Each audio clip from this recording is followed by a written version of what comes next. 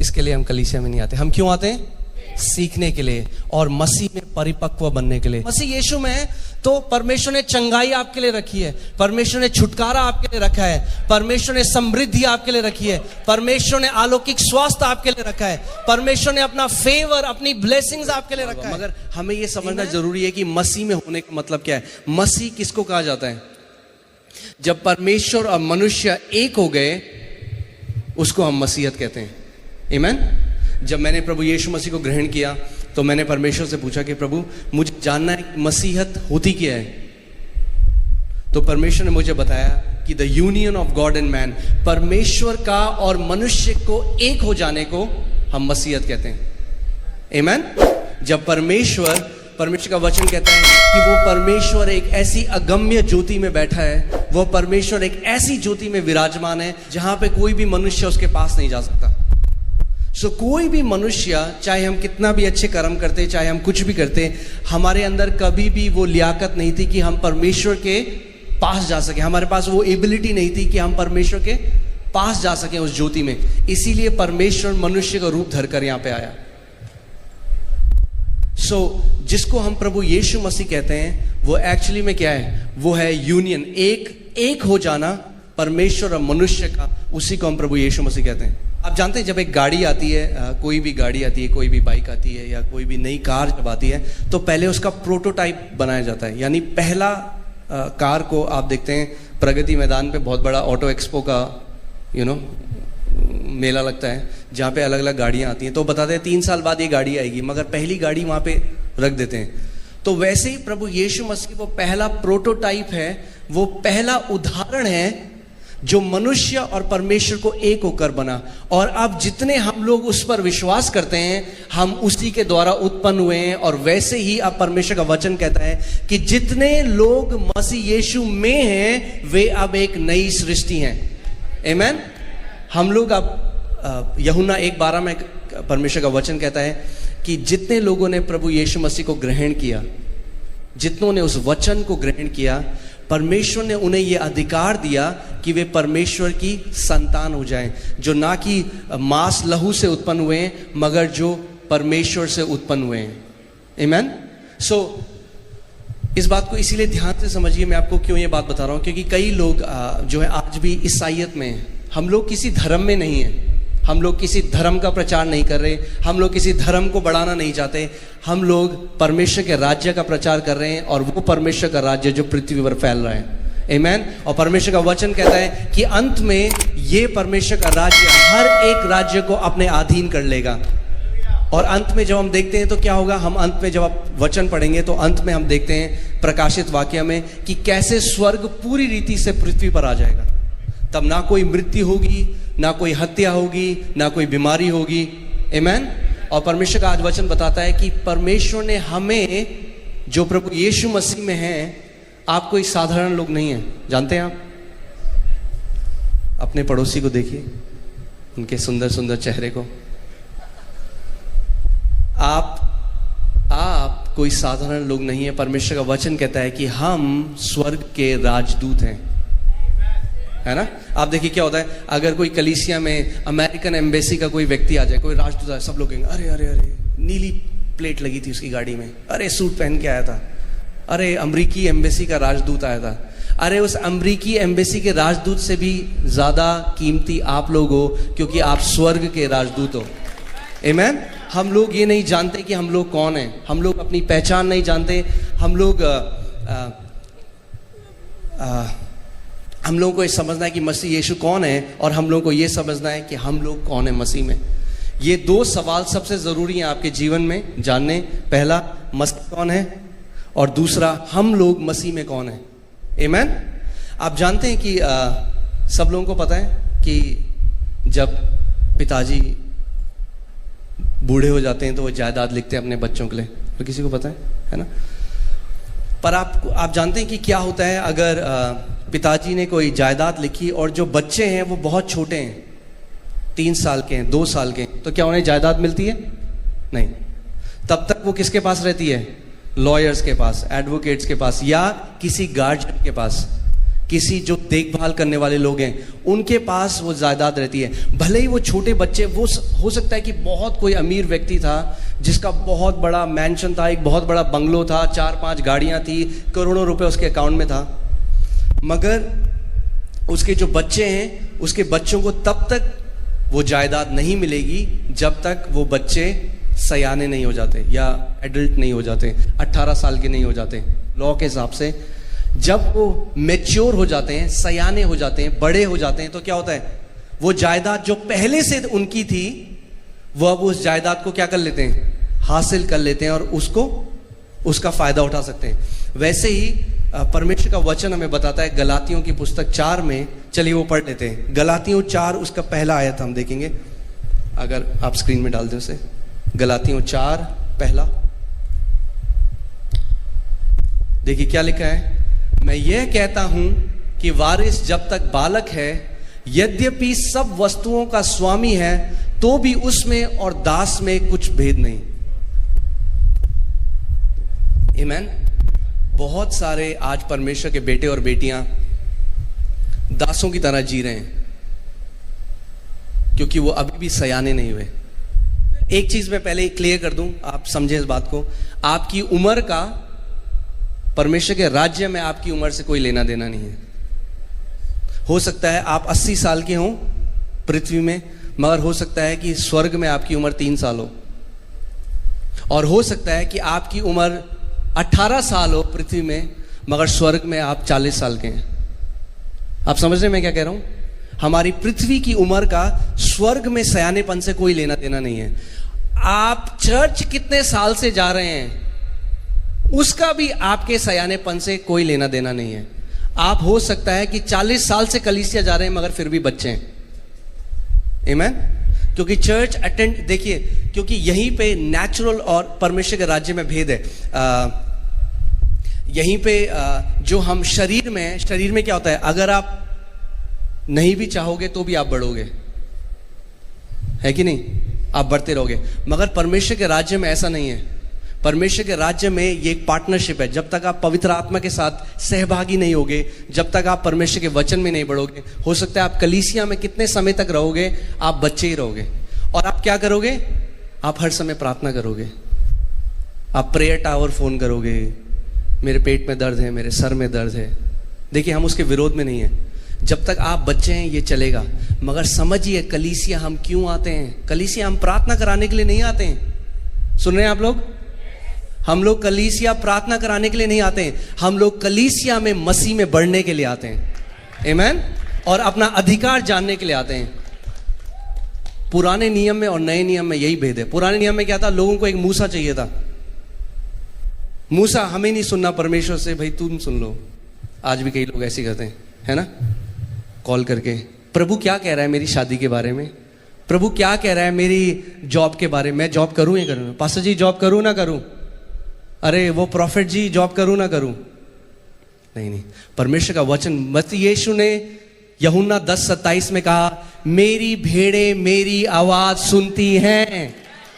आमीन। और अगर आप मसीह यीशु की भेड़ हो तो आप स्वयं परमेश्वर की आवाज सुन सकते हो। कब तक आप एक दूसरे बंदे को ढूंढोगे जो आपके लिए परमेश्वर की आवाज सुन सकता है?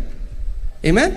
इसीलिए हम कलीसिया में क्यों आते हैं? कलीसिया में इसीलिए आते हैं कि हम मसीह में बढ़ सकें, मसीह की शिक्षा में बढ़ सकें, मसीह की शिक्षा हमारे अंदर जड़ पकड़ सके और हम क्या हो जाएं? सयाने हो जाएं। हम क्या हो जाएं? सयाने हो जाएं। आमीन। कि ताकि, देखिए इस बात को समझिए, जो डिसाइपलशिप का गोल है, जो चेले बनाने का जो उद्देश्य है, वो क्या है? कि आप एक मैच्योर सन हो जाएं, यानी आप एक सयाने बेटे बन जाएं, परिपक्व बन जाएं अपनी उम्र में, ताकि जो परमेश्वर के पुत्रों का जो अधिकार है उस अधिकार में आप चल सकें। आमीन। प्रभु यीशु मसीह ने क्या किया? देखिए, इसीलिए हमें समझना बहुत जरूरी है कि प्रभु यीशु मसीह हमारा उदाहरण है। आमीन। प्रभु यीशु मसीह जब पैदा हुआ तो कैसे पैदा हुआ? पूरा परिपक्व होके 30 साल का? नहीं। कैसे पैदा हुआ? छोटे बच्चे की तरह। और फिर उसने क्या किया? वो बढ़ने लगा। जब हम परमेश्वर के राज्य में पैदा होते हैं तो कैसे होते हैं? एक छोटे बच्चे की तरह। और परमेश्वर का वचन कहता है कि उसने क्या किया, वो बुद्धि, ज्ञान और परमेश्वर के डील डॉल में बढ़ने लग गया। क्या किया प्रभु यीशु मसीह ने? वो बुद्धि में, ज्ञान में और परमेश्वर के डील डॉल में बढ़ने लग गया। उसने क्या किया? उसने अपने आप को, जो अथॉरिटी थी, उसको सबमिट किया। और वैसे ही जब हम परमेश्वर के राज्य में आते हैं, हमें क्या करना है? हमें बुद्धि में, ज्ञान में और परमेश्वर के डील डॉल में बढ़ना है। आमीन। मगर फिर एक समय आया जब वो सयाना हो गया, और जब वो सयाना हुआ तो वो परमेश्वर के पुत्र के अधिकार में चलने लग गया।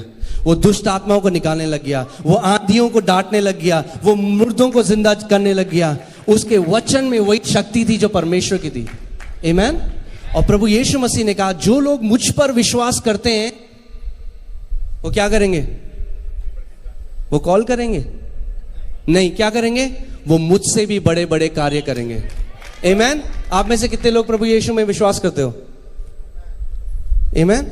यानी ये परमेश्वर की प्रतिज्ञा है हमारे लिए कि अगर हम प्रभु यीशु मसीह में विश्वास करते हैं तो केवल हम कहानी नहीं सुनेंगे कि प्रभु ने ऐसा किया, हम भी प्रभु यीशु मसीह जैसे कार्य करेंगे। और केवल ऐसे ही नहीं, प्रभु ने कहा मुझसे भी बड़े बड़े कार्य करेंगे। आमीन। सो इस बात को समझिए कि कलीसिया एक स्कूल की तरह है। क्या है कलीसिया? एक स्कूल की तरह, एक कॉलेज की तरह, जहां पे आप क्या करते हैं? आप सीखने के लिए आते हैं। और मैं बता रहा हूं, जब तक हमारा जो एटीट्यूड है वो सीखने का नहीं होगा, तो आप कलीसिया आएंगे, आप अच्छा गाना सुनेंगे, आप कहेंगे अरे बहुत मजा आया, आज हमने हाथ घुमाया, तेरी दया तेरी दया, फिर हम घर चले गए। मगर इसके लिए हम कलीसिया में नहीं आते। हम क्यों आते हैं? क्यों आते हैं? सीखने के लिए और मसीह में परिपक्व बनने के लिए। क्योंकि हमने क्या सीखा गलातियों 4 में कि यदि जो उत्तराधिकारी है, जिसके लिए सारी जायदाद है, आप इस बात को समझिए, अगर आप मसीह यीशु में हैं तो परमेश्वर ने चंगाई आपके लिए रखी है, परमेश्वर ने छुटकारा आपके लिए रखा है, परमेश्वर ने समृद्धि आपके लिए रखी है, परमेश्वर ने अलौकिक स्वास्थ्य आपके लिए रखा है, परमेश्वर ने अपना फेवर, अपनी ब्लेसिंग्स आपके लिए रखा है। आमीन। मगर वो ऐसे ही नहीं होगा, आपको उसके लिए परिपक्व बनना पड़ेगा। आमीन। कि ताकि आप अपनी इनहेरिटेंस में चल सकें, आप उस जायदाद, उस वारिस जो आपके लिए परमेश्वर ने दे दिया है, उसको आप ग्रहण करना सीखें। आमीन। इसीलिए हमें सबसे पहली चीज क्या करनी है? हमें यह निर्णय लेना है कि हमें मसीह में बढ़ना है। क्या करना है? हमें निर्णय लेना है कि हमें मसीह में बढ़ना है। और अगर एक छोटा बच्चा है, उसको क्या देते हैं हम जो पैदा होता है? आप बोल नहीं रहे, क्या देते हैं? दूध देते हैं। और जो पीटर है, पतरस कहता है कि जो नए जन्मे विश्वासी हैं उनको क्या चाहिए? वचन का दूध। देखिए, वचन ही दूध भी है और वचन ही ठोस खाना भी है। आमीन। सो एक ही तरीके से हम लोग बढ़ सकते हैं परमेश्वर के राज्य में। देखिए, मैं मेरा हार्ट समझिएगा, मैं किसी को निशाना करके कुछ कह नहीं रहा हूं, मगर हर किसी को आराधना करना बहुत पसंद है। मुझे भी पसंद है। बट हम क्या करें? लोग क्या करते हैं? कलीसिया में आते हैं, आराधना करते हैं, फिर जब वचन पढ़ता दिया जाए,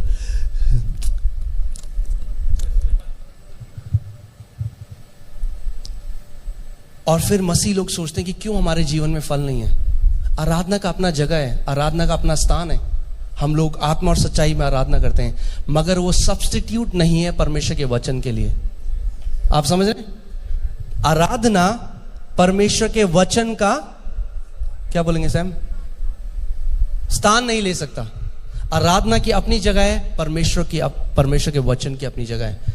परमेश्वर का वचन कभी नहीं कहता कि आराधना करके हम बढ़ जाएंगे परमेश्वर के राज्य में। नहीं, एक ही तरीका है। जो आपका भोजन क्या है? परमेश्वर का वचन। आपका भोजन क्या है? परमेश्वर का वचन। और मैंने एक चीज देखी है, अपने जीवन में भी देखा है। जब पहले हम कलीसिया जाते थे तो हम बहुत एक्साइटेड रहते थे, अरे आज हम लोग ये आराधना सुनेंगे, वाह वाह वाह, अरे मेरा वो वाला गाना गाना, अरे हाँ सैम भैया ने मेरा गाना गाया, मजा आ गया।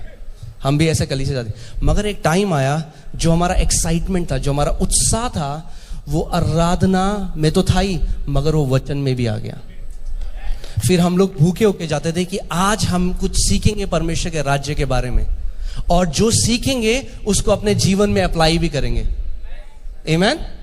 और देखिए, जब आप परमेश्वर के वचन को खाने लग जाएंगे, जब आप परमेश्वर के वचन को अपने जीवन में डालने लग जाएंगे, तो आप अपने आप सयाने होने लग जाएंगे, आप अपने आप परमेश्वर के राज्य में बढ़ने लग जाएंगे।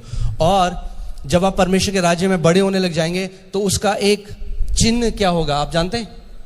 आप स्वयं परमेश्वर की आवाज सुनने लग जाएंगे। आमीन। देखिए, मैं इसके विरोध में नहीं हूं कि अगर आपको जरूरत है तो आप किसी को कॉल करिए, वो है, मगर सालों आपको कलीसिया में हो जाए और तब भी आप किसी को ढूंढते हैं कॉल करने के लिए, तो आप अपना अधिकार अभी नहीं जाने। आमीन।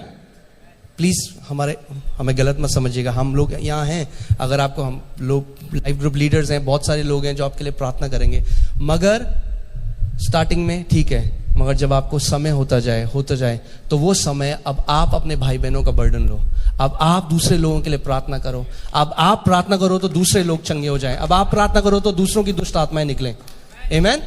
परमेश्वर यही चाहता है कि जिस व्यक्ति का पहले छुटकारा हो वो व्यक्ति बाद में दूसरों के छुटकारे का कारण बने। आमीन।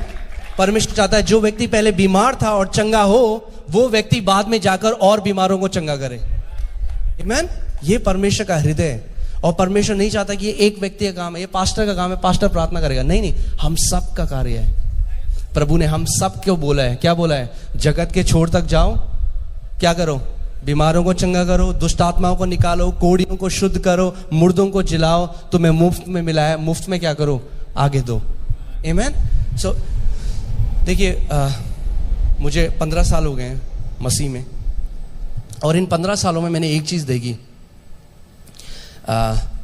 मैंने उन मसीहों को मसीह के जीवन में राज्य करते हुए देखा जिन्होंने परमेश्वर के वचन का आदर किया। आमीन। मैंने उन मसीहों को परिस्थितियों के ऊपर आते हुए देखा जिन्होंने परमेश्वर के वचन का आदर किया। आमीन। क्योंकि जब आप परमेश्वर का वचन का आदर करने लग जाएंगे, परमेश्वर आपको वो सामर्थ्य देगा कि आप हमेशा परिस्थितियों के नीचे नहीं, मगर आप परिस्थितियों के ऊपर होंगे। आमीन। परमेश्वर का वचन कहता है कि जो धर्मी जन है उसके ऊपर बहुत विपत्तियां आएंगी।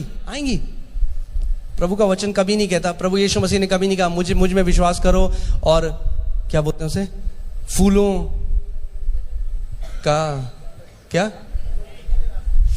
का रास्ता, फूलों से भरा हुआ रास्ता है आपका, अब आपको कोई ठेस, अरे हम तो प्रभु में, ऐसा क्यों किया? नहीं, सुनिए इस बात को, अगर आप मसीह में हैं तो परमेश्वर का वचन कहता है धर्मी जन पे तो और भी विपत्तियां आती हैं। कितनी आती हैं? और आती हैं, मगर यहोवा उनको सब विपत्तियों से छुटकारा देता है। आमीन। इसका मतलब परमेश्वर की हमारे ऊपर प्रतिज्ञा है, चाहे कितनी भी विपत्तियां हमारे विरोध में आए, परमेश्वर हमें क्या करता है? परमेश्वर हमें वो सामर्थ्य देता है कि हम परिस्थितियों के नीचे नहीं, मगर हम परिस्थितियों के ऊपर होंगे। आमीन। मगर ये तभी होगा जब आप सब अपने हृदय में इस निर्णय को बनाएं कि मैं परमेश्वर के राज्य में परिपक्व बनूंगा। मैं केवल एक, देखिए समझिए इस बात को, क्योंकि मैं हिंदू परिवार से और मैं समझता हूँ आप में से कई और लोग भी हैं, हम लोग सोचते हम सत्संग सुनने जा रहे हैं, बड़ा अच्छा लगता है। नहीं, ये सत्संग नहीं है, ये प्रभु का वचन है। आमीन। यहाँ पे हम केवल शांति के लिए नहीं आ रहे, हम लोग बढ़ने के लिए आ रहे हैं मसीह में। आमीन। हम लोग परिपक्व होने के लिए आ रहे हैं कि ताकि जो काम मसीह यीशु ने करे वो ही काम हम भी कर सकें। आमीन। हालेलुया। हाँ, तो ये सत्संग नहीं है, मतलब सत्संग है इन द सेंस यीशु मसीह सत्य है और उसके साथ हम फेलोशिप कर रहे हैं, तो संग भी है, बट मैं क्या कह रहा हूँ, मैं उस एटीट्यूड की बात कर रहा हूँ कि भैया कुछ भजन सुन लेंगे, कुछ अच्छा सुन लेंगे, घर चले जाएंगे, शांति मिल गई। नहीं नहीं नहीं नहीं, अगर आप यहाँ आ रहे हैं तो इस निर्णय के साथ बैठिए कि मुझे मसीह यीशु में परिपक्व बनना है, कि ताकि मैं परमेश्वर के बेटे की तरह उस अधिकार में इस पृथ्वी पे चल सकूं। आपको पता है क्या होगा जब परमेश्वर के बेटे के अधिकार में हम लोग चलने लग जाएंगे? आंधियां और तूफान आपकी बात को मानेंगी, दुष्ट आत्माएं आपके एक शब्द में निकल के चली जाएंगी, बीमारों के आप ऊपर हाथ रखेंगे, आप बीमारों के लिए प्रार्थना करेंगे, वे चंगे हो जाएंगे। आमीन। हालेलुया। सो हमें क्या करना है? हमें वचन में क्या करना है? परिपक्व होना है, हमें वचन के लिए भूखे होना है ना।